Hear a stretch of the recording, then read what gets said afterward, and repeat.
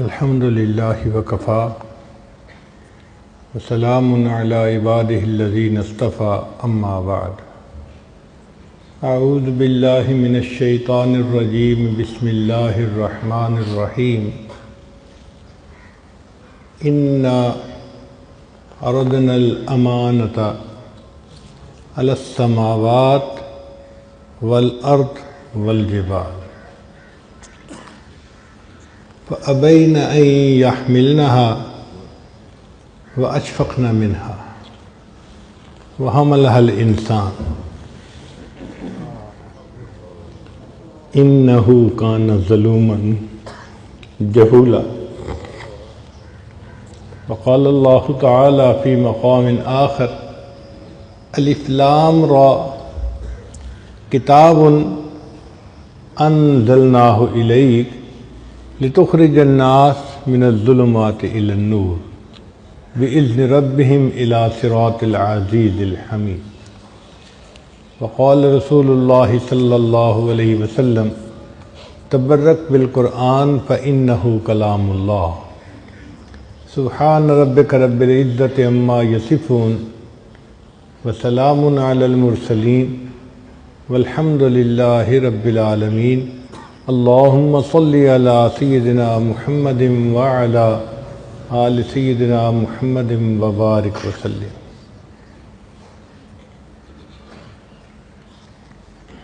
اللہ رب العزت نے قرآن مجید کو عطا فرما کر ہم پر احسان فرمایا۔ یہ کتاب ہدایت ہے، بھولے بھٹکے انسانوں کو سیدھا راستہ دکھانے والی کتاب، کار مذلت میں پڑے ہوئوں کو اوج ثریا پہ پہنچانے والی کتاب، اللہ سے بچھڑے ہوئوں کو اپنے اللہ سے ملانے والی کتاب ہے۔ اس کتاب کا دیکھنا بھی عبادت ہے، اس کا چھونا بھی عبادت ہے، اس کا پڑھنا بھی عبادت ہے، اس کا پڑھانا بھی عبادت ہے، اس کا سننا بھی عبادت ہے، اس کا سنانا بھی عبادت ہے، اور اس پر عمل کرنا سب سے بڑی عبادت ہے۔ جب انسان قرآن مجید پڑھتا ہے تو اللہ رب العزت اس کو خود سنتے ہیں۔ حدیث مبارکہ میں ہے، تم کسی گانا سننے والی عورت کا گانا اتنے شوق سے نہیں سنتے جتنے رغبت سے اللہ تعالیٰ قرآن پڑھنے والے بندے کے قرآن کو سن رہے ہوتے ہیں۔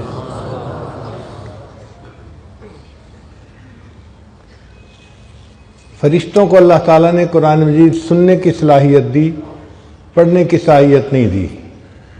فرشتوں میں سے صرف حضرت جبرائیل علیہ السلام کو اللہ تعالیٰ نے پڑھنے کا استثناء عطا فرمایا، اور انہوں نے نبی علیہ السلام کے ساتھ قرآن مجید کا دورہ فرمایا۔ باقی فرشتے نہیں پڑھ سکتے۔ اب جو کام انسان خود نہ کر سکتا ہو، کوئی دوسرا کر رہا ہو تو تعجب سے انسان دیکھتا ہے۔ جب کوئی قرآن پڑھتا ہے تو فرشتے وہاں بھاگے آتے ہیں، اکٹھے ہو جاتے ہیں، ایک دوسرا تیسرا چوتھا۔ آپ یوں سمجھیں کہ فرض کرو یہاں قاری عبدالباسط عبدالصمد قرآن مجید پڑھ رہے ہیں، اب جو لوگ بھی سنیں گے نا وہ سب اکٹھے ہونے شروع ہو جائیں گے اور ایک بڑا مجمع لگ جائے گا۔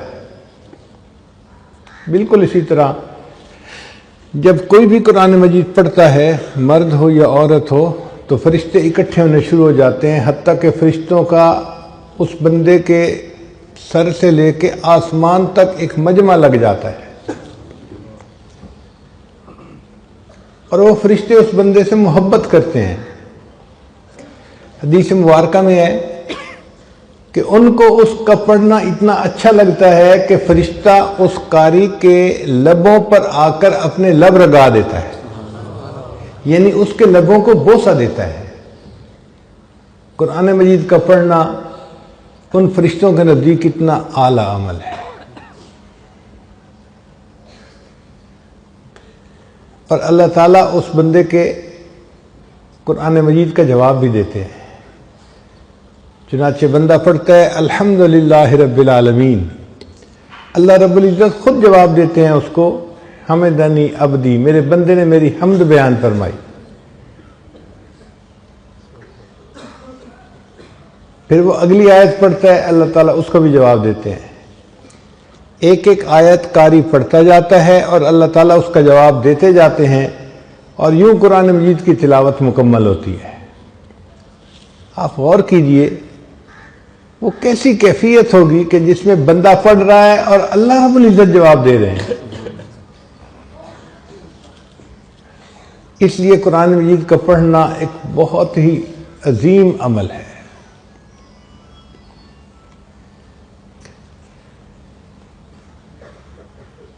امام اعظم امام عاصم کوفی رحمۃ اللہ علیہ، شاید ان کا یہ واقعہ ہے جو میری یادداشت میں ہے، ممکن ہے کسی اور قاری کا ہو۔ وہ مسجد نبی میں قرآن مجید پڑھاتے تھے، مگر ان کے منہ سے بہت خوشبو آتی تھی۔ سارے شاگرد حیران، حضرت الائچی استعمال کرتے ہیں یا کوئی اور خوشبو استعمال کرتے ہیں کہ منہ سے اتنی خوشبو آتی ہے۔ چنانچہ ایک طالب علم ان کے پیچھے لگ گیا، حضرت آپ بتائیں کیا استعمال کرتے ہیں، خوشبو بہت آتی ہے۔ وہ بار بار کہتے بھئی میں کچھ منہ میں نہیں ڈالتا، حضرت خوشبو بہت آتی ہے، بھئی میں کچھ نہیں ڈالتا۔ اب کچھ بچے ہوتے ہیں نا لسوڑا ٹائپ، چپک ہی جاتے ہیں، وہ بھی اسی طرح کا تھا، لگا رہا، حضرت آخر کوئی تو وجہ ہے، آخر یہ خوشبو کیوں آتی ہے؟ تو جب اس نے اصرار کے ساتھ پوچھا تو حضرت نے فرمایا کہ مجھے ایک رات خواب میں نبی علیہ السلام کی زیارت نصیب ہوئی۔ اللہ کے حبیب صلی اللہ علیہ وسلم نے فرمایا کہ عاصم، تم میری مسجد میں قرآن پڑھانے میں مشغول رہتے ہو، لاؤ میں تمہارے لبوں کو بوسہ دوں۔ جس دن سے نبی علیہ السلام نے میرے لبوں کو بوسہ دیا، اس وقت سے میرے منہ سے خوشبو آ رہی ہے۔ تو قرآن مجید کا پڑھنا اللہ رب العزت کے ہاں بڑا مرتبہ رکھتا ہے۔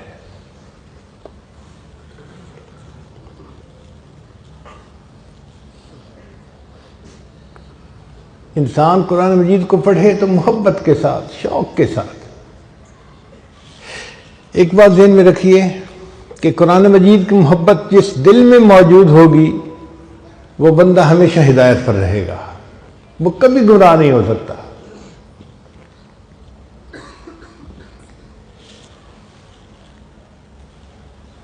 میں آج آپ کو دو واقعات سناتا ہوں، ایک نوجوان لڑکے کے اور ایک نوجوان لڑکی کا واقعہ۔ امریکہ میں ایک نوجوان انجینئر تھا اور بڑی ٹھاٹھ کی زندگی گزار رہا تھا۔ کسی انگریز لڑکی کے ساتھ اس کا تعلق بن گیا۔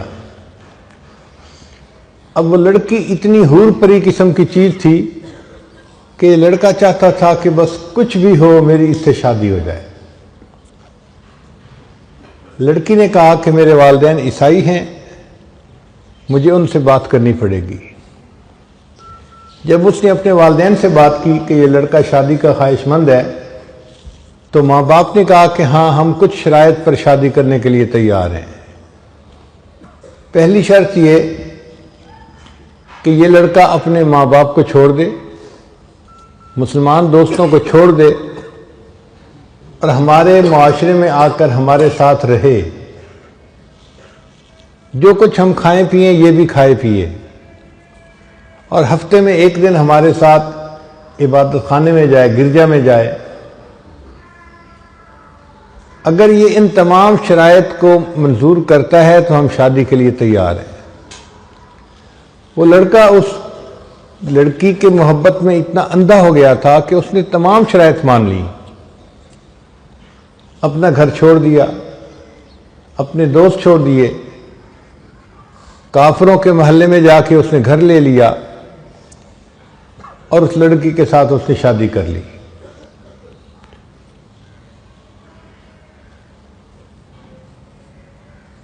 وہ آدمی کہتا ہے کہ میں بس اپنی شہوات کو پورا کرنے میں لگا ہوا تھا، نہ میں نماز پڑھتا تھا نہ کچھ اور کرتا تھا، صرف ایک کام تھا میرے اندر کہ میرے گھر کا جو دروازہ تھا اس کے سامنے دیوار کے اوپر کچھ الماری بنی ہوئی تھی، اس میں کتابیں رکھی ہوئی تھیں، اور ان کتابوں میں ایک اللہ کا قرآن بھی رکھا ہوا تھا۔ میں گھر میں آتے جاتے اس کے اوپر نظر ڈالتا اور اپنے دل میں اپنے آپ کو ملامت کرتا کہ تو نفس کا پجاری ہے، نفس کا بندہ ہے، تو نے اپنی نفس کی خاطر سب کو چھوڑ دیا۔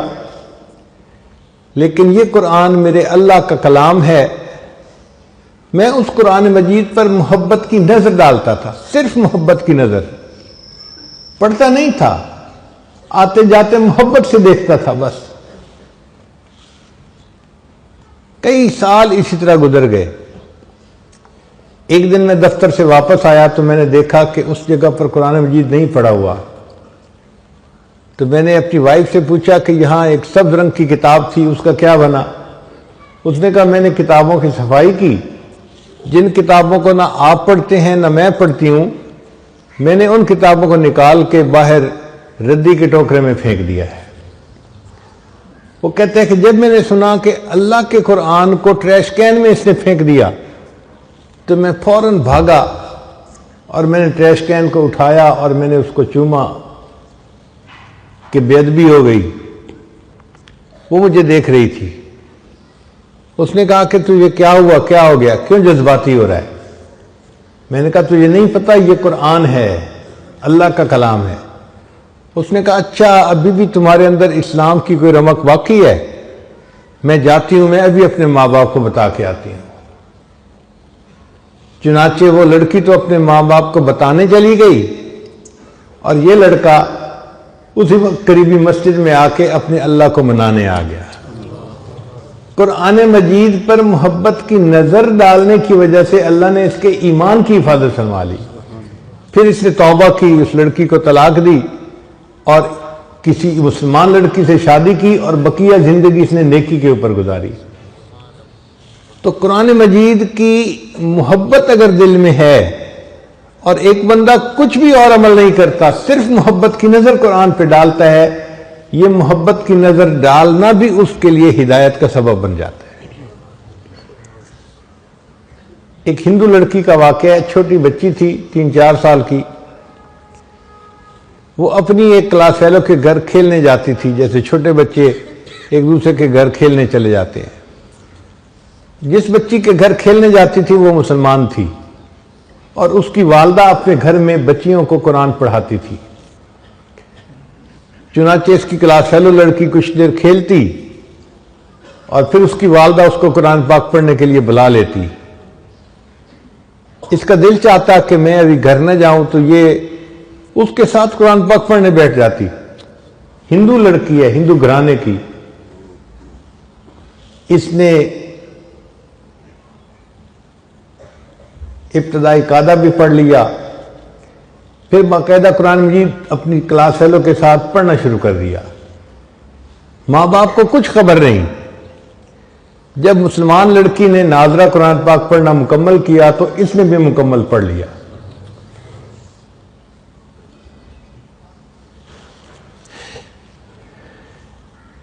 پھر ایک وقت آیا کہ یہ بچی جوان ہو گئی۔ ماں باپ نے اس لڑکی کی شادی ہندوؤں میں ایک ایسے نوجوان سے کی جو بہت متشدد ہندو تھا، بہت متشدد تھا، وہ مسلمانوں کا نام سننا ہی پسند نہیں کرتا تھا۔ اب جب لڑکی کی شادی ہونے لگی تو وہ اپنی دوست کی والدہ کو آ کر بتانے لگی کہ میں نے آپ سے قرآن مجید تو پڑھنا سیکھ لیا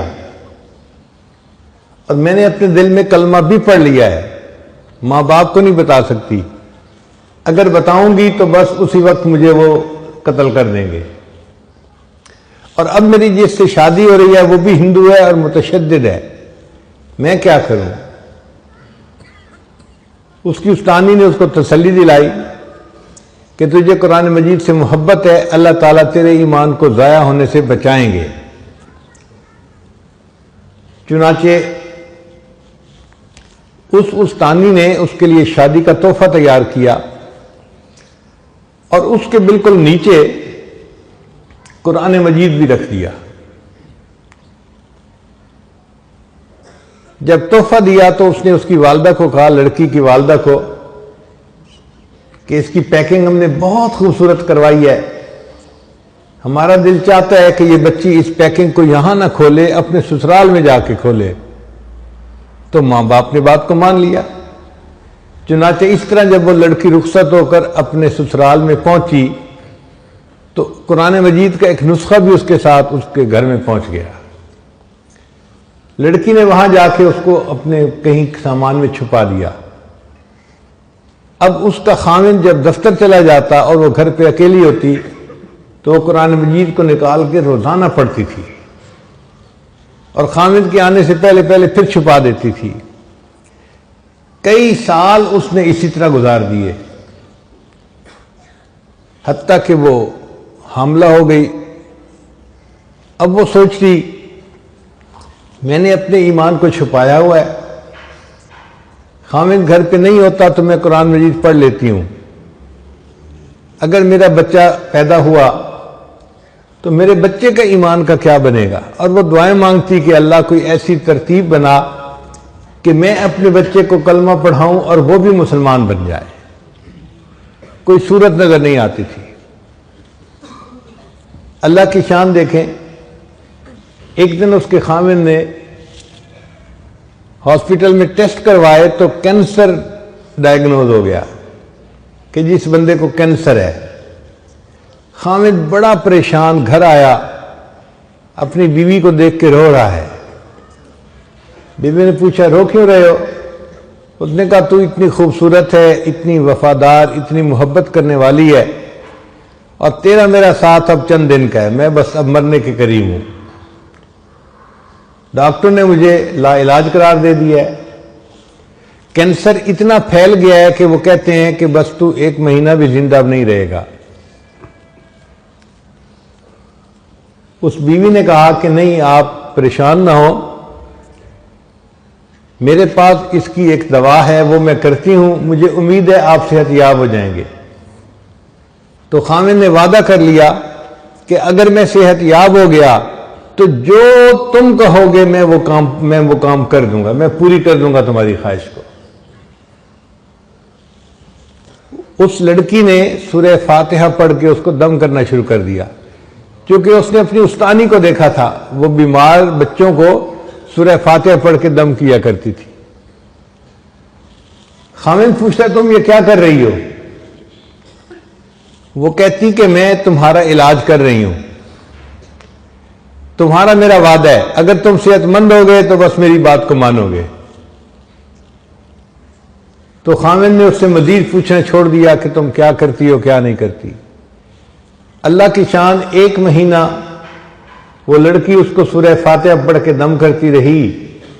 پھر مہینے کے بعد جب ٹیسٹ کروائے تو ڈاکٹر نے کہا کہ آپ کو تو کبھی زندگی میں کینسر کا نشان تک نہیں تھا، اللہ نے اس کو صحت عطا فرما دی۔ اب جب رپورٹیں بالکل کلیئر آ گئیں، خاوند نے بیوی کو کہا کہ میں اپنا وعدہ پورا کرتا ہوں، بتاؤ کیا کہتی ہو؟ اس نے کہا کہ آپ کلمہ پڑھو، مسلمان ہو جاؤ۔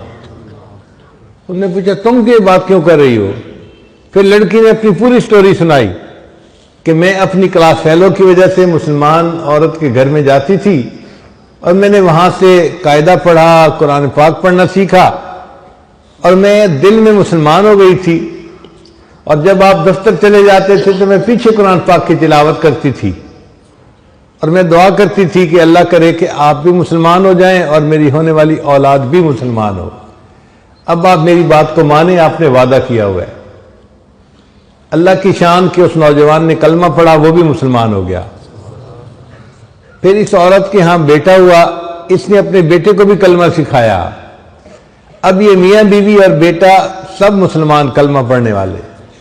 ان کو ڈر یہ تھا کہ ہم اگر اظہار کر دیں گے تو ہمارے برادری والے ہمیں زندہ نہیں چھوڑیں گے۔ خاوند نے کہا فکر نہ کرو، میں اس کا بندوبست کرتا ہوں۔ اس نے اپنی جاب کے لیے سعودی عرب اپلائی کیا اور اللہ نے اس کو ایک اچھی جاب عطا فرما دی۔ چنانچہ یہ اپنی بیوی اور بچے کو لے کے سعودی عرب چلا گیا اور باقی زندگی اس نے سعودی عرب میں مسلمان بن کے گزاری۔ یہ قرآن مجید کی تلاوت بھی کرتا تھا اور وہاں 5 وقت کی نمازیں بھی پڑھتا تھا۔ قرآن مجید کی محبت نے اس لڑکی کے ایمان کو بچا لیا۔ قرآن مجید کہف ہے، جیسے اصحاب کہف کے ایمان کو اللہ نے کہف کے اندر محفوظ فرما لیا تھا، قرآن مجید بھی کہف ہے، جو اس سے محبت کرے گا اس کا ایمان محفوظ رہے گا۔ چنانچہ قرآن مجید کی باقاعدہ تلاوت کرنا، اس کا درس سننا، ترجمہ پڑھنا، اس کو یاد کرنا، یہ سارا کا سارا ایسا عمل ہے کہ جس سے اللہ تعالیٰ بندے کے ایمان کی حفاظت فرماتے ہیں۔ یہ کتاب ہدایت ہے، بندے کو ہدایت نصیب ہوتی ہے۔ آپ اگر رکشے کو دیکھیں نا تو دیکھتے ہی پتہ چلتا ہے کہ یہ ایک ایسی مشین ہے جو بچوں، عورتوں کو، مردوں کو محلے کے ایک حصے سے لے کے دوسرے حصے تک پہنچا دیتی ہے۔ بس کو دیکھیں تو فوراً خیال آتا ہے یہ مسافروں کو ایک شہر سے لے کے دوسرے شہر تک پہنچا دیتی ہے۔ اگر آپ ٹرک کو دیکھیں تو خیال آتا ہے کہ یہ سامان ایک شہر سے دوسرے شہر پہنچاتا ہے۔ کرین کو دیکھیں تو فوراً ذہن میں خیال آتا ہے کہ یہ وہ مشین ہے جو بوجھ کو نیچے سے اٹھا کر اوپر رکھ دیتی ہے۔ قرآن مجید کو دیکھیں، فوراً دل میں یہ خیال آئے کہ یہ وہ کتاب ہے جو گرے ہوئے انسان کو اٹھا کر عرش کی بلندیوں تک پہنچا دیتی ہے۔ ان اللہ یرفع بہذا الکتاب اقواما، اللہ تعالیٰ اس کتاب کے ذریعے سے قوموں کو عزتیں عطا فرما دیتے ہیں، قوموں کو بلندی عطا فرما دیتے ہیں۔ جو بندہ جتنی ذلت کی زندگی گزار رہا ہو، قرآن مجید سے محبت کرے اور اس کو پڑھنا شروع کرے اور پھر دیکھے اللہ تعالیٰ کس طرح اس کو عزتوں کا تاج عطا فرماتے ہیں۔ یہ عزتیں دینے کے لیے آیا ہے، گرے ہوئے انسانوں کو اٹھانے کے لیے آیا ہے۔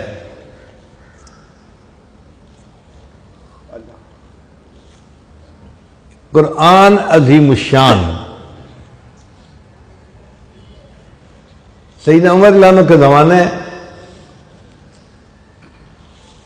آپ اپنے فوجیوں کو لے کے مکہ مکرمہ میں ایک پہاڑی کے اوپر چڑھ رہے ہیں۔ ایک جگہ ٹرن لیتے ہوئے آپ رک گئے اور نیچے وادی میں دیکھنا شروع کر دیا۔ اب دوپہر گرمی کا وقت ہے، سب لوگ پسینے میں شرابور، اور امیر المومنین کھڑے ہیں، ان کی وجہ سے باقی لوگ بھی کھڑے ہیں۔ کسی نے پوچھا امیر المومنین خیریت تو ہے؟ آپ کی وجہ سے اتنے لوگ دھوپ میں کھڑے ہیں۔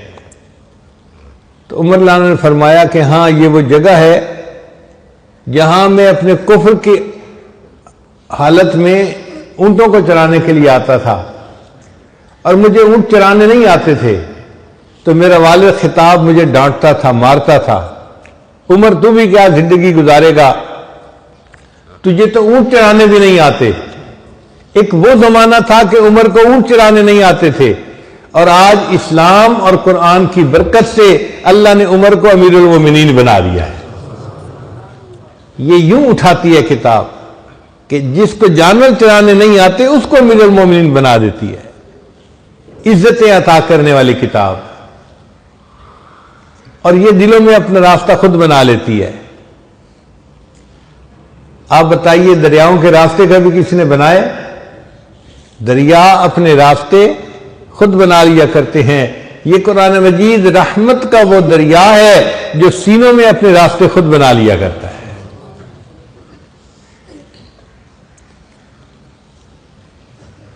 مجھے اپنی زندگی میں ایک مہینہ دنیا کے مشہور قاری عبد الباسط عبد الصمد کے ساتھ امریکہ میں گزارنے کا موقع ملا۔ ہمارا ان کے بارے میں تصور یہ تھا کہ بس ایک عام سے آدمی ہے اور آواز اچھی ہے، قرآن پڑھتے ہیں، لیکن ایک مہینہ ساتھ رہنے کے بعد میں نے دیکھا کہ وہ شخص عاشق قرآن تھا۔ داڑھی کا نہ رکھنا یہ ان کا ایک علمی معاملہ ہے۔ مصر کے علماء سمجھتے ہیں کہ داڑھی ہوتی ہے صرف مرد اور عورت کے درمیان فرق کرنے کے لیے، تو اگر کوئی مونچھیں رکھ لیتا ہے تو مرد اور عورت میں فرق ہو جاتا ہے، تو داڑھی رکھنا لازم نہیں ہوتی۔ اسی وجہ سے علامہ اقبال نے بھی داڑھی نہیں رکھی، حالانکہ یہ بندہ اندر سے اولیاء کی صفات رکھنے والا بندہ تھا۔ میں نے دیکھا قاری صاحب کو ہر وقت قرآن مجید کی تلاوت کرتے تھے۔ ہمیں پتہ چلا کہ روزانہ ایک قرآن مجید پڑھنے کا ان کا روز کا معمول ہے. ایک قرآن مجید پڑھا، جب دیکھو قرآن پڑھ رہے ہیں. میں نے اپنی زندگی میں ان کو فالتو بات کرتے نہیں دیکھا، ایک لفظ بولتے نہیں دیکھتا. لوگ باتیں کر رہے ہوتے تھے، ادھر کا ٹاپک ادھر کا ٹاپک، ان کو کوئی واسطہ ہی نہیں ہوتا تھا. وہ بس بیٹھے ہوئے اپنی قرآن پڑھ رہے ہوتے تھے. اور اس عشق قرآن کی وجہ سے اللہ نے ان کو دنیا میں عزتیں عطا فرمائی. ایک مرتبہ ایک شخص نے ان سے سوال پوچھا قاری صاحب سے، قاری صاحب آپ نے بھی قرآن کا کوئی معجزہ دیکھا؟ کہا میں نے بہت معجزے دیکھے قرآن پاک کے، ہمیں بھی سنائیں کوئی. تو قاری صاحب نے عجیب واقعہ سنایا. کہنے لگے یہ وہ وقت تھا جب انور سادات مصر کا پریزیڈنٹ تھا. وہ رشیا گیا تو رشیا کے لوگوں نے اسے کہا کہ کیا تم قرآن پڑھتے ہو، یہ ہماری ریڈ بک سنبھالو اور کمیونسٹ بن جاؤ، ہم تمہاری مدد کریں گے اور تمہیں ترقی یافتہ ممالک میں ہم شامل کروا دیں گے.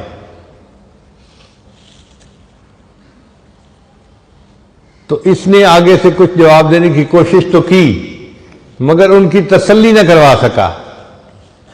تو دل میں کسک رہ گئی کہ میں نے بات کا جواب ٹھیک نہیں دے سکا. کوئی 1-2 مہینے کے بعد دوبارہ اس نے رشیا جانا تھا. قاری صاحب کہتے ہیں مجھے صدر صاحب کا پیغام ملا کہ آپ نے میرے ساتھ رشیا جانا ہے. میں سوچ میں پڑ گیا، قاری عبد الباسط کی ضرورت پڑے تو سعودی عرب میں، پاکستان میں، مسلمان ممالک میں جہاں اس قرآن کے ماننے والے ملتے ہیں. رشیا تو دہریوں کا ملک ہے، کمیونسٹوں کا ملک ہے، وہاں قرآن مجید سننے والا کون ہوگا؟ خیر میں تیاری کر کے ساتھ چلا گیا. وہاں جا کے صدر صاحب نے ان سے میٹنگ کی. جب میٹنگ کے بعد آپس میں گفتگو اپنی پرسنل شروع ہوئی تو صدر صاحب نے کہا کہ یہ میرے ساتھی ہیں، یہ کچھ پڑھیں گے. ان کو سمجھ نہ آئی کہ کیا پڑھیں گے. انہوں کا اچھا جو کر رہے ہیں کریں. مصر صاحب قاری صاحب کہتے ہیں کہ مجھے اشارہ ہوا کہ جی آپ ان کو قرآن سنائیں. ان دہریوں کے سامنے میں نے قرآن پڑھنا شروع کیا. طٰہٰ ما انزلنا علیک القرآن لتشقیٰ الا تذکرۃ لمن یخشیٰ. قاری صاحب کہتے ہیں میں پڑھتا رہا. پورا رکوع جب میں نے پڑھ کے اوپر سر اٹھایا تو میں نے دیکھا کہ 5-6 بندے ایسے تھے ان کمیونسٹوں میں جو آنسوؤں سے رو رہے تھے. تو صدر صاحب نے ان سے پوچھا کہ بھئی تم رو کیوں رہے ہو؟ وہ کہنے لگے کہ ہمیں نہیں پتا یہ بندے نے کیا کیا ہے، ہم اس کو نہیں سمجھتے، لیکن اس کے پڑھنے میں تاثیر ایسی تھی کہ ہمارے دلوں پہ اثر ہوا ہے اور ہمارے اوپر حقت طاری ہو گئی ہے. قاری صاحب کہتے ہیں میں نے اپنی آنکھوں سے قرآن کا معجزہ دیکھا کہ جو لوگ قرآن کو مانتے نہیں، خدا کو نہیں مانتے، قرآن ان کے سامنے پڑھا جاتا ہے، قرآن ان کے دلوں کو بھی گدگدا دیتا ہے. یہ رحمتوں کا وہ دریا ہے جو سینوں تک اپنے راستے خود بنا لیا کرتا ہے. تو قرآن مجید کتاب ہدایت ہے، جو اس سے محبت کرے گا اس کا ایمان محفوظ رہے گا. اور آج اس دجالی فتنے کے دور میں قرآن مجید کی محبت انتہائی ضروری ہے.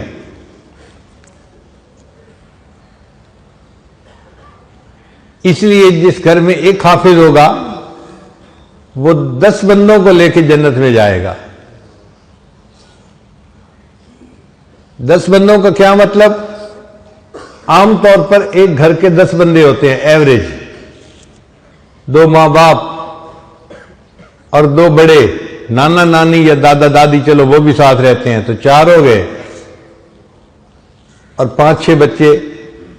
تو اس کا مطلب کہ 9-10 کے اندر اندر ایک ایوریج فیملی ہوتی ہے. زیادہ بھی ہو سکتی ہے، اولاد زیادہ ہو گئی، اور کئی کی کم ہوتی ہے تو کم بھی ہوتے ہیں. تو ایوریج عام طور پر آپ دیکھیں گے کہ ایک فیملی کے 10 ممبر ہوتے ہیں. تو ایک حافظ 10 بندوں کو لے کے جنت میں جائے گا. یعنی جس گھر میں کوئی بچہ یا کوئی بچی حافظ یا حافظہ ہوگی، اس گھر کے سارے لوگ اللہ کے فضل سے جنت میں جائیں گے. اب بتائیے کتنا سستا سودا ہے. اور ایک عالم 400 بندوں کو لے کے جنت میں جائے گا. اس میں کیا حکمت ہے؟ اگر ایک گھر کے 10 بچے ہیں یا 10 بندے ہیں تو ایک برادری میں تقریباً 40 گھر ہوتے ہیں جو آپس میں رشتہ داریاں کرتے ہیں، خوشی غمی میں شریک ہوتے ہیں. جو قریب لوگ ہوتے ہیں نا، قریب گھر، وہ 30-40 ہی ہوتے ہیں، اس سے زیادہ نہیں ہوتے. تو ایک عالم اگر ہوا تو وہ 40 گھر کے لوگوں کو لے کے جنت میں جائے گا. یعنی ایک عالم اپنی پوری برادری کو لے کے جنت میں جائے گا. اس لیے بچوں کو قرآن مجید کا حافظ بنانا، اس کا شوق دل میں ہونا چاہیے. بعض لوگوں کو دیکھا ہے وہ کہتے ہیں جی بچیوں کو حافظ نہ بناؤ. کیوں بھائی؟ اور جی بچیاں قرآن مجید بھول جاتی ہیں. بھائی بھول تو بچے بھی جاتے ہیں اور نہیں بھی بھولتی. ایسی بھی بچیاں ہیں کہ جو مسلسل یاد رکھتی ہیں. تو یہ کیا لاجک ہوئی جی کہ ان کو قرآن مجید یاد نہیں کروانا چاہیے؟ جی شادی کے بعد فرصت نہیں ملتی، بچے ہو جاتے ہیں، فرصت نہیں ملتی، مہینے میں 10 دن تو ویسے ہی قرآن نہیں پڑھنا ہوتا، تو بچیاں بھول جاتی ہیں. ان کو قرآن نہیں یاد کروانا چاہیے. کبھی اس آئیڈیا کو بائی نہ کریں. دیکھیں عورت کی زندگی کے 3-4 فیز ہوتے ہیں. پہلے زندگی کے 20-25 سال وہ پڑھائی کا فیز ہوتا ہے. والدین کے گھر میں رہتی ہے، کالج یونیورسٹی میں پڑھتی ہے، قرآن مجید پڑھتی ہے، عالمہ بنتی ہے. وہ پڑھائی کی عمر ہے، یہ پہلا فیز ہے. پھر دوسرا فیز اس کی شادی ہو جاتی ہے. اب شادی کے بعد اس کی اولاد ہوتی ہے، بچے ہوتے ہیں. یہ فیملی بنانے کا فیز ہے عورت کے لیے. تو عورت اپنا گھر بناتی ہے، ایک گھر کا سیٹ اپ تیار ہوتا ہے. یہ بھی تقریباً 15-20 سال کا فیز ہوتا ہے. 40 سال کی عمر تک وہ اپنے بچوں سے فارغ ہو چکی ہوتی ہے. پھر اس کے بعد ایک تیسرا فیز آتا ہے جس میں اس کے بچے بھی بڑے ہو چکے ہوتے ہیں اور گھر میں اس کے بہویں بھی آ چکی ہوتی ہیں اور وہ گھر کی ملکہ ہوتی ہے. اس وقت خاوند کے دل میں بھی جگہ بن چکی ہوتی ہے اور اس وقت یہ آنٹی جو ہے بڑی با اختیار عورت ہوتی ہے. گھر کو مدرسہ بنانا چاہے تو بنا سکتی ہے، بچوں کو دین پڑھانا چاہے تو پڑھا سکتی ہے. اس کا حکم چلتا ہے. یہ جو عمر ہے نا عورت کی 40, 50, 60، یہ ایسی عمر ہے کہ اکثر عورتیں اس میں مسلح سنبھال لیتی ہیں. جو نیک ہوتی ہیں وہ مسلح سنبھال لیتی ہیں اور جو نیک نہیں ہوتی وہ غیبتوں میں اور رسم و رواج میں اور کلر میچنگ میں لگی ہوتی ہیں. لیکن اکثر عورتوں کو دیکھا کہ وہ نماز پڑھتی ہیں، درود شریف پڑھتی ہیں اور نیکی کرتی ہیں اس عمر میں. وہ بچی جو حافظہ بنی تھی اور اس نے اتنا قرآن پاک نہیں پڑھا تھا اور بھول گئی تھی، ہم نے دیکھا اس عمر میں آ کے وہ عورت اپنے قرآن مجید کو پھر تازہ کر لیتی ہے اور اس کی عمر میں یہ حصہ ایسا ہوتا ہے کہ وہ قرآن مجید کی پکی حافظہ بن جاتی ہے. اس لیے بچیوں کو ضرور حافظہ بنانا چاہیے. وہ دنیا سے جاتی ہیں تو حفظ کے نور کو ساتھ لے کے جاتی ہیں اور اس کی برکت ان کو پوری زندگی محسوس ہوتی ہے.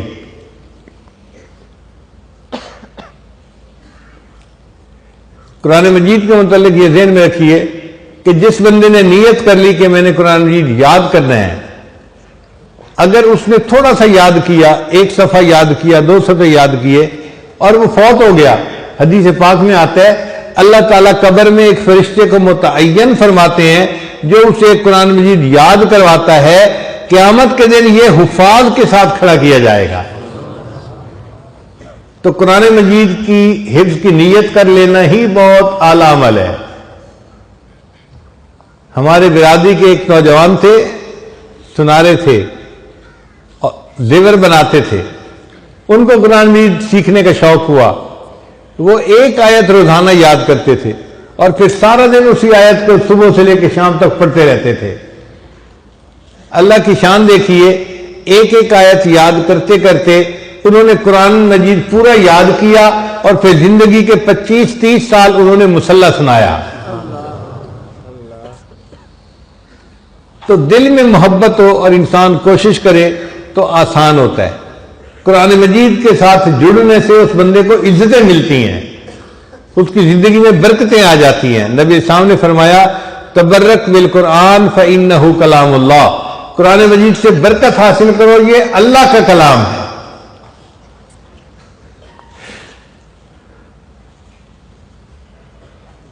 تو قرآن مجید کی محبت کو دل میں بڑھائیے اور قرآن مجید کی تلاوت کو اپنے لیے حرز جاں بنا لیجئے۔ کوئی دن قرآن مجید کے تلاوت کے بغیر نہیں گزرنا چاہیے۔ اگر ایسی محبت دل میں آ گئی تو ایمان محفوظ رہے گا۔ اور یہ بھی ذہن میں رکھیے کہ دنیا میں جس کسی کو عزت ملی قرآن مجید کے عشق کی وجہ سے عزت ملی۔ جس کو بھی عزت ملی قرآن مجید کے عشق کی وجہ سے۔ آپ دیکھیے اس امت میں سب سے اعلیٰ مقام کس نے پایا؟ سیدنا صدیق اکبر عنہ نے۔ اور سیدنا صدیق اکبر عنہ قرآن مجید کے عشق میں صحابہ سے آگے نکل گئے تھے۔ جب عفق کا واقعہ پیش آیا اور نبی علیہ السلام صدیق اکبر عنہ کے گھر گئے تو صدیق اکبر کیا کر رہے تھے؟ قرآن بیٹھے پڑھ رہے تھے۔ یہ قرآن کی محبت تھی جس نے ان کو انبیاء کے بعد مخلوق میں سب سے زیادہ افضل مقام عطا فرما دیا۔ باقی خلفائے راشدین کی زندگیوں میں دیکھیے آپ کو قرآن مجید کا عشق نظر آئے گا ان کی زندگیوں میں۔ سیدنا عثمان غنی تو خیر بہت بڑے عاشق قرآن تھے، فرمایا کرتے تھے لو طہرت قلوبکم ما شبعتم من کلام ربکم، اگر تمہارے دل پاک صاف ہوتے تو یہ قرآن مجید پڑھنے سے کبھی بھی نہ بھرتے۔ آج قرآن مجید پڑھنے کو دل کیوں نہیں چاہتا؟ گناہوں کے اثرات دل پہ ہوتے ہیں۔ اگر یہ اثرات نہ ہوتے تو دل چاہتا قرآن مجید پڑھتے رہیں پڑھتے رہیں پڑھتے رہیں۔ جس طرح ایک پیاسا بندہ دھوپ سے گھر میں آتا ہے تو اس کو کھانے کے لیے آئس کریم دے دی جائے تو وہ ہر چمچ کو کھاتا ہے اور مزے لے لے کے کھاتا ہے۔ اسی طرح اللہ والوں کے دل میں قرآن مجید کی ایسی محبت ہوتی ہے، وہ اس کی ایک ایک آیت کو پڑھتے ہیں اور ہر آیت کے پڑھنے پر قرآن مجید کے ان کو مزے آ رہے ہوتے ہیں۔ اس لیے امام اعظم ابو حنیفہ رحمۃ اللہ علیہ رمضان مبارک میں 63 مرتبہ قرآن مجید مکمل پڑھا کرتے تھے، ایک دن میں اور ایک رات میں 60 ہو گئے اور 3 تراویح کے اندر تو 63 قرآن مجید کا معمول تھا۔ اور امام اعظم کو یہ جو بڑا مرتبہ ملا یہ اسی عشق قرآن کی وجہ سے ملا۔ امام شافعی رحمۃ اللہ علیہ عاشق قرآن تھے، اپنے بارے میں خود فرماتے ہیں کہ میں مکہ مکرمہ سے مدینہ گیا اور مجھے راستے میں 16 دن لگے اور 16 دن میں نے 16 مرتبہ قرآن مجید مکمل پڑھ لیا۔ ہمیں عجیب لگتا ہے ایک قرآن مجید روز پڑھ لینا، مگر ہمارے مشائخ میں سے بہت سارے ایسے تھے جن کا یہ معمول رہا۔ اس وقت ہمارے ساتھ جو تعلق رکھنے والے لوگ ہیں ان میں سے 4 خواتین ایسی ہیں جن کا قرآن مجید روز پڑھنے کا معمول ہے، وہ زندگی اس طرح گزار رہی ہیں۔ فون پہ انہوں نے بتایا کہ جی ہم فجر کا ناشتہ کرنے کے بعد مصلی پہ بیٹھ جاتی ہیں اور قرآن پاک پڑھنے لگ جاتی ہیں، اور مغرب سے پہلے قرآن مجید کو پڑھ کے ہم دعا کر لیتی ہیں۔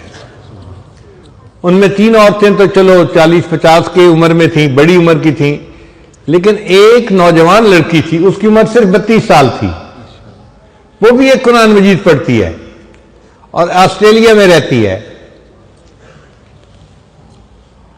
اس کے خاوند نے واقعہ سنایا کہ میری بیوی کو کینسر ڈائیگنوز ہوا اور وہ اتنا پھیل چکا تھا کہ ڈاکٹر نے مجھے کہا کہ 1 مہینے کے اندر تمہاری بیوی کی موت ہو جائے گی، اب تم فیصلہ کر لو تم نے اس ملک میں رہنا ہے یا اپنے ملک واپس جانا ہے۔ کہنے لگے میں نے اپنی بیوی کو بتا دیا کہ بھئی آپ کو کینسر ہے۔ اس اللہ کی بندی نے قرآن مجید کی تلاوت شروع کر دی، ہر وقت قرآن پڑھتی رہتی۔ کہنے لگا کہ کینسر کے مریض کو دردیں بھی بہت ہوتی ہیں، کینسر کی وجہ سے بہت مشکل ہوتا ہے اس کا وقت گزارنا، اس اذیت ناک بیماری میں بھی وہ ایک قرآن مجید روز پڑھتی رہتی تھی. ہم نے ان کے ہاں صبح کا ناشتہ کیا تو اس نے کہا جی کہ آج میری بیوی کو 4 سال گزر گئے ہیں اور وہ ایک قرآن مجید روز پڑھ رہی ہے، اس کی زندگی کا معمول بن چکا ہے. 32 سال کی نوجوان لڑکی ہے اور ایک قرآن مجید روز پڑھنے کا معمول ہے اس کا بھی. 5 انگلیاں برابر نہیں ہوتی. ہم اگر نکمے ہیں تو ہر کوئی نکمہ نہیں ہے. لوگ قرآن مجید سے ایسی محبت کرتے ہیں کہ پورا قرآن روز پڑھتے ہیں. تو کتنی عجیب بات ہے کہ ہم ایک پارہ بھی روز نہیں پڑھتے. کتنے لوگ ایسے ہیں جو روز اخبار پڑھتے ہیں. ہم قرآن مجید کو اتنا تو درجہ دینا کہ روزانہ ایک پارہ ضرور پڑھیں. ہمارے حضرت فرماتے تھے ایک پارہ نہیں پڑھ سکتے تو چلو آدھا صحیح پڑھیں تو صحیح نا، قرآن مجید کھولیں تو صحیح، اس سے محبت کا اظہار تو کریں. تو قرآن مجید کا ادب کرنا، اس کے ساتھ محبت رکھنا، یہ بندے کے لیے عزتوں کا سبب ہے. مصر میں جو مشہور بادشاہت گزری، خلافت عثمانیہ جس کو کہتے تھے، تو یہ جو عثمان نوجوان تھا، قرآن مجید کی محبت کی وجہ سے اللہ نے اس کو وقت کی شاہی عطا فرمائی تھی. حالانکہ وہ ایک عام نوجوان تھا اور ایک عام نوجوان اس درجے کو نہیں پہنچ سکتا تھا، مگر قرآن مجید کی محبت نے اس بچے کو وقت کا بادشاہ بنایا اور پھر اس نے اپنی جتنی زندگی گزاری وہ دین اسلام کے مطابق گزاری اور دین اسلام کا نفاذ کیا، اور اس کو خلافت عثمانیہ کا دور کہا جاتا ہے. تو عشق قرآن کی وجہ سے عزتیں ملی. امام اعظم کو اللہ نے عزت دی، امام شافعی کو عزت دی، باقی ائمہ بھی وہ تھے جو عاشق قرآن تھے، عزتیں ملی ان کو. قریب کے زمانے میں حضرت حاجی امداد اللہ مہاجر مکی رحمۃ اللہ علیہ کو اللہ نے ایسی قبولیت عطا فرمائی کہ ان کے ذریعے سے یہ فیض دنیا میں بہت زیادہ پھیلا. ان کو یہ مرتبہ کیسے ملا؟ ان کے شیخ جو تھے میاں جی نور محمد جھنجھانوی رحمۃ اللہ علیہ عاشق قرآن تھے. تو جس کو بھی دنیا میں اونچا مرتبہ ملا، اونچا مقام ملا، آپ یہ سمجھ لیجئے کہ وہ یا تو خود عاشق قرآن ہوگا یا اس کے پیچھے کسی عاشق قرآن کی دعائیں ہوں گی جس کی وجہ سے یہ رتبہ ملا. حضرت مولانا الیاس رحمۃ اللہ علیہ سے اللہ نے دعوت و تبلیغ کا کام لیا. یہ کتنی بڑی سعادت ہے. ان کے والد جو تھے وہ عاشق قرآن تھے، بچوں کو قرآن پڑھایا کرتے تھے، اور یہ اس والد کی دعا تھی کہ اللہ نے ان کے بیٹے کو اتنے عظیم مقصد کے لیے قبول فرما لیا. سید عطا اللہ شاہ صاحب بخاری رحمۃ اللہ علیہ، آج بھی ان کا نام لیا جاتا ہے. اللہ نے ان کو کیوں عزتوں سے نوازا؟ عاشق قرآن تھے، قرآن مجید پڑھتے تھے، بندے کا دل مو لیا کرتے تھے.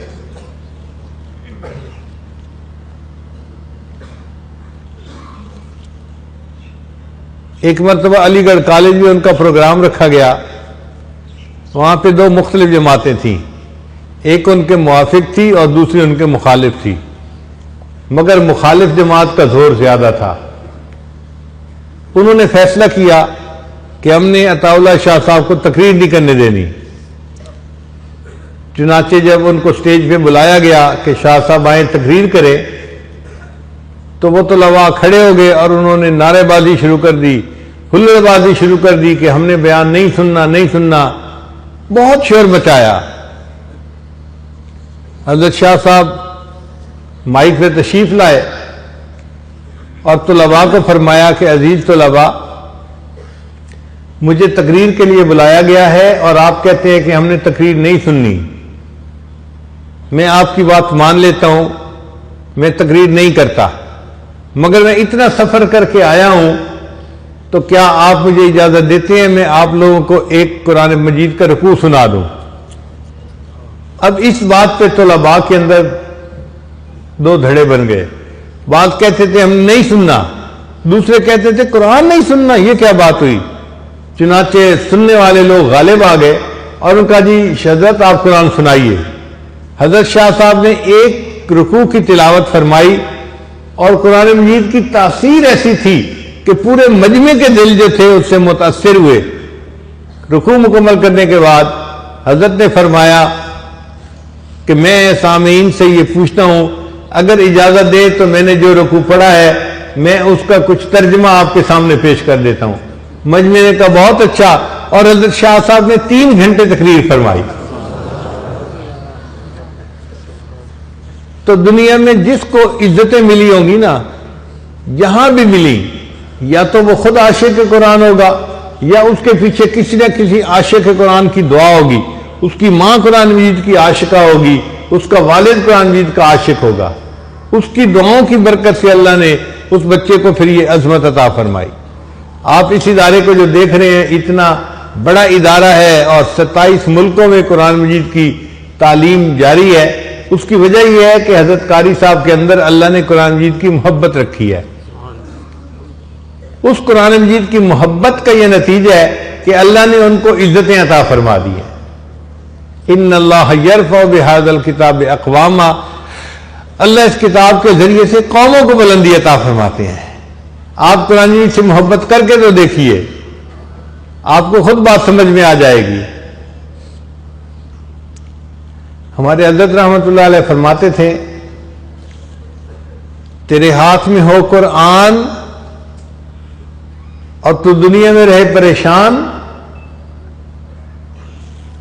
تیرے ہاتھ میں ہو قرآن اور تو دنیا میں رہے غلام، غلامی نفس کی ہو، شیطان کی ہو یا کسی انسان کی ہو، نہ نہ نہ، ہمیں کہتا ہے یہ قرآن، اور میرے ماننے والے مسلمان، اقرا وربک الاکرم، تو پڑھ قرآن، تیرا رب کرے گا تیرا اکرام، تیرا رب تجھے عزت و وقار دے گا، تیرے ظاہر و باطن کو نکھار دے گا۔ تو قرآن مجید عزتیں دینے والا ایک مقناطیس ہے جو اللہ نے ہمارے پاس بھیج دیا ہے۔ اس کو صرف طاقتوں کی زینت بنا کے نہ رکھیے، اس کو اپنے دل میں جگہ دیجیے، اس سے محبت کیجیے، اس کی تلاوت کیجیے، پھر دیکھیے اس کی برکت سے اللہ تعالیٰ آپ کی زندگی میں کیسے برکتیں عطا فرماتے ہیں۔ اللہ تعالیٰ ہمیں قرآن مجید کا حافظ بنائے، عالم بنائے، قاری بنائے، قرآن مجید کا داعی بنائے، قرآن مجید کا ناشر بنائے، اللہ تعالیٰ ہمیں قرآن مجید کا عاشق بنائے اور پوری زندگی اسی عشق کے اوپر جمے رہنے کی توفیق عطا فرمائے۔ وآخر دعوانا ان الحمد للہ رب العالمین۔